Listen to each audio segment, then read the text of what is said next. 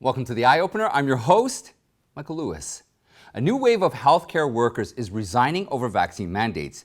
Quitting could very well pose a greater threat to the well-being of Americans than the virus itself. Amid overwhelming criticism from the public as well as politicians, England canceled its plan to roll out vaccine passports. A Wisconsin attorney is worried that the updates on voting machines could corrupt election evidence. He's leading a special counsel to prevent that from happening. And coming up closer to the end of today's program, we will disclose a new twist on who might have been involved in the 9/11 attacks. So stay tuned, you need to know the truth. Okay, my friends, let's take a closer look together. New York City's largest teacher union had a partial victory to keep teachers employed if they don't want to comply with the vaccine mandate for medical reasons. Last month, city officials announced all employees in the education department, about 150,000, must get vaccinated. Unvaccinated staff would be taken off the payroll, including those with medical or religious exemptions, effective September 27th. This oppressive decision infuriated many teachers, and the United Federation of Teachers pushed back. Late on Friday, an arbitrator ruled that teachers with documented medical problems must be offered assignment outside of the classroom and kept on city's payroll. Other education department employees who don't want a COVID-19 vaccine must be offered unpaid leave that ensures either health coverage or a severance package. President of the Teachers Union, Michael Mulcrew, said, after their demand for independent arbitration, the city backed off. The initial order was unreasonable and extreme. Now, what's the use of an exemption if it cannot prevent people from losing their jobs? If you don't want such oppressive policies to go into effect, don't stay silent and push back. Another vaccine mandate backfired on an employer. A hospital in upstate New York is no longer able to deliver babies after 6 workers in its maternity ward quit their jobs over the mandate. While 6 employees doesn't seem like a lot, they are, however, critical to the Lewis County General Hospital.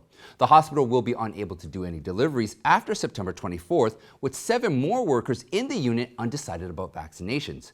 The hospital is now focusing on recruiting vaccinated nurses to resume deliveries. Right now, about 165 employees at Lewis County General have yet been vaccinated. That's about 27% of the total workforce. If it loses all 27%, even just 10%, the impact would be devastating to the community.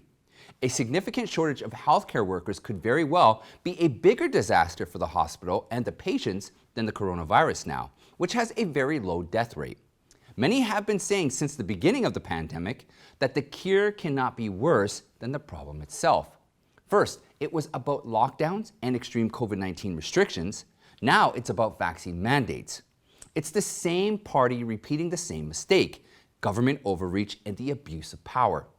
While having vaccines available should be a good thing, turning it into a mandate with people losing jobs doesn't serve its purpose. This is unacceptable. Lewis County Executive Health Officer Gerald Kayer said they're hoping more employees will get vaccinated and fewer will leave. With a little luck, they even expect some of those who already resigned will reconsider. But hiring is difficult as the hospital is not alone. The entire country is facing a shortage of nurses and medical professionals. Just in the northern part of upstate New York, Kayer said there are thousands of positions waiting to be filled. More importantly, requiring employees to get vaccinated is much less a decision by the hospitals themselves. The government has made that decision for them. Last week, Biden announced healthcare workers at facilities that receive government Medicaid or Medicare must get vaccinated, with no exceptions. The new mandate is expected to affect 50,000 such employees. Meanwhile, in the UK, the implementation of vaccine passports took another turn. The plan to mandate the passports for nightclubs and other large indoor events in England will not go ahead. On Sunday, the country's health secretary, Sajid Javid, said on the BBC, The Andrew Marr Show, that he never liked the idea of forcing people to show vaccination papers. Javid said they looked at the possibility and decided not to go ahead with the plans for the vaccine passports. The health secretary explained, the government shouldn't be doing things for the sake of it or because others are doing it. Nonetheless, the UK already has an exceptionally high vaccination rate, with over 80% of its population aged over 16 have been fully vaccinated. In England, over half of 16 to 17-year-olds had their first dose a month after the shots were offered to this group. It's worth pointing out that the reversal on vaccine passports in England has a lot to do with opposition across the political spectrum. Last week, after Prime Minister Boris Johnson confirmed he wanted to introduce the passports, an MP from the opposition, Liberal Democrat Alistair Carmichael, said the scheme, quote, opens the door to a major change in the relationship between the citizens and the state. Never before in peacetime has the government of this country controlled in this way where we can go, with whom, and what to do. The Liberal Democrat insisted the government must hold a vote on vaccine passports. Within the ruling Conservative Party, the pushback has also been very strong. Conservative MP William Ragg called the plans a load of rubbish. After Vaccine Minister Nadhim Zahawi defended the passports, Ragg dismissed the idea as, quote, overtly discriminatory and utterly damaging to the fabric of society, that Zahawi was defending the indefensible. Another Conservative, Chief Whip of the House, Mark Harper, said he's afraid the vaccine minister was picking an unnecessary fight with his own colleagues and urged the government to think again. The UK government re-evaluated the plan and backed off. Also, on Sunday, the government announced that Johnson is expected to repeal some powers concerning the coronavirus so that the government can no longer shut down the economy, apply restrictions to events and gatherings, disrupt education, or detain infectious people. Saturday was the 20th anniversary of the 9/11 terrorist attacks. The incidents killed nearly 3,000 people, wounded thousands more, and left the nation with an indelible scar. The attacks, however, have always had a unique power to unite Americans. Over 1,000 commemorative ceremonies were held across the country. President Joe Biden and two former Democratic presidents and their wives joined a commemoration at Ground Zero in Lower Manhattan. A host of current and former officials, including House Speaker Nancy Pelosi and former New York City Mayor Rudy Giuliani, attended the event. In Shanksville, Pennsylvania, family and guests gathered at the National Memorial to honor the 40 people killed when United Airlines Flight 93 crashed into a field. According to the 9/11 Commission's report, the action of the passengers who confronted the hijackers ultimately led to the aircraft's crashing. The flight's intended target was likely the White House or the U.S. Capitol. A commemorative ceremony was also held in Arlington, Virginia, where another hijacked plane, American Airlines Flight 77, slammed into the Pentagon 20 years ago. 125 people from the building and 59 passengers and crew died. The tragedy of 9/11 also created heroes. They were everyday Americans, firefighters, and policemen. To remember and thank them, former President Donald Trump made a surprise visit to the fire department and the police department in New York City. Trump appreciated the city's police for having endorsed him for president. A police officer then asked Trump if he had planned to run again in 2024. Trump said he knows what he's going to do, but he's not supposed to be talking about it yet. The former president, however, said, to put it in another way, he thinks they're going to be happy about his answer. Over the weekend, the FBI released a declassified document of what is expected to be details of the investigation into whether the government of Saudi Arabia was complicit in the 9/11 attacks. The 16-page report, written in 2016, was heavily redacted. Families of victims who died in 9/11 have waited a long time for the report to be declassified, as well as other documents related to the incident. According to the report, the FBI didn't find evidence linking the Saudi government to the terrorist attacks. Previously, a U.S. commission said it had no evidence that Saudi Arabia directly funded Al-Qaeda, that was long suspected of directing the terrorist attacks. However, family members of the victims released a statement saying that the Saudi government was most likely complicit. They said, quote, even with the unfortunate number of redactions, the report contains a host of bombshell new revelations, implicating numerous Saudi government officials in a coordinated effort to mobilize an essential support network for the first arriving 9/11 hijackers. The range of contacts at the critical moment among these Saudi government officials, Al-Qaeda, and the hijackers is stunning. And coming up, as we promised, we will unveil a new twist on who might have been involved in the 9/11 attacks. The Wisconsin Election Commission is reminded to prevent the potential destruction of the 2020 election evidence, and Senator Manchin won't be supporting Biden's infrastructure bill. But before we continue, I just want to stress how important it is as the viewer to help us get the truth out to as many people as possible. Please take the time to like the video and share it across all your social media. Also, double check and make sure you are still subscribed to the channel and click the bell so that you can be notified every time we post a new video. I'd like to thank you all for your continued support, and let's get back to the show. Americans should demand an investigation of the terrorist link to the 9/11 attacks and the Chinese Communist Party.